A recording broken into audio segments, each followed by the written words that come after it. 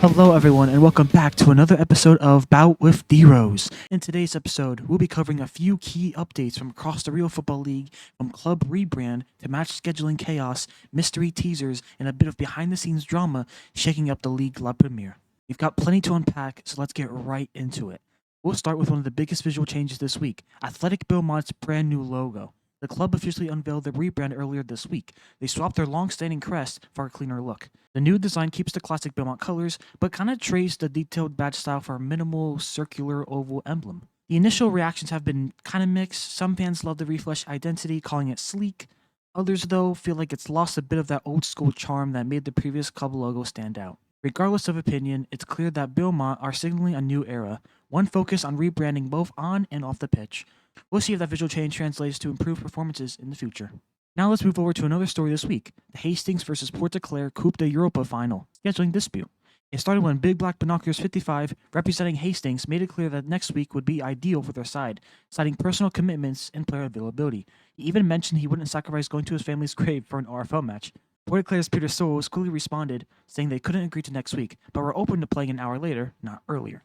Now, Big Black Binoculars noted that an hour later would push the game deep into the night for some of their younger and Middle Eastern players, hitting around 1 a.m. local time. Meanwhile, A5 jumped in, explaining that Portugal had their own issue. Too many players working later hours. With no middle ground found, community moderator Mayer offered a potential compromise. Sunday this week, possibly with an earlier kickoff. That seems to be where both sides started leaning.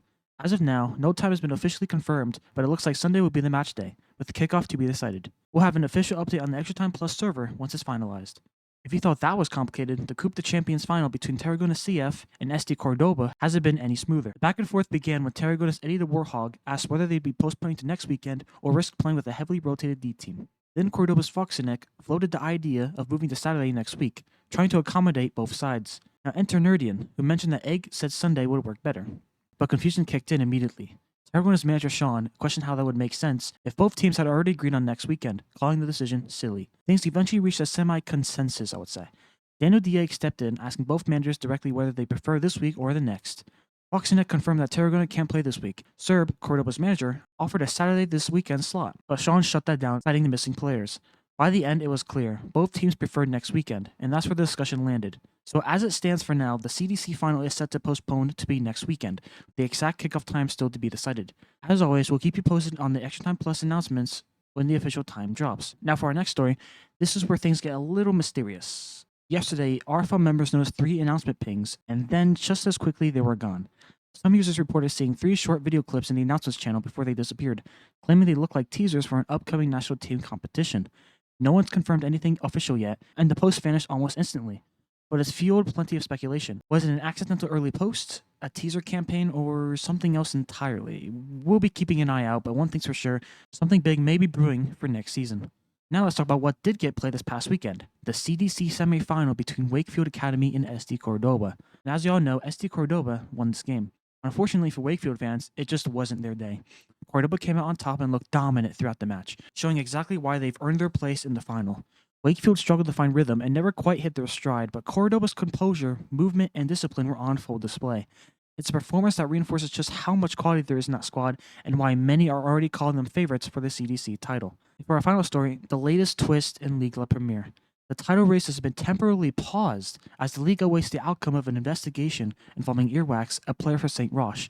He's currently being accused of cheating and is undergoing a PC check to verify the legitimacy of his setup. The details are pretty scarce, but no official ruling has been released yet, but this decision could have massive implications for the Ligue La Première standings depending on the verdicts. We'll report more once the situation develops. And that just about wraps things up for this week's episode of Bout with Drose. We covered everything from new club identity to unresolved finals, mysterious teasers, and a bit of drama that's keeping the community on edge. Now, if there's any specific topics you'd like me to talk about for next episode, drop a comment under this post or create a ticket in our ExtraTime Plus Discord server. This has been DroseDude, your host. Thanks for tuning in, and I'll catch you next time. Until then, stay sharp, stay tuned, and stay locked in. And now, here's a quote from Mushy. Yo, my NYC fellas, how we feeling?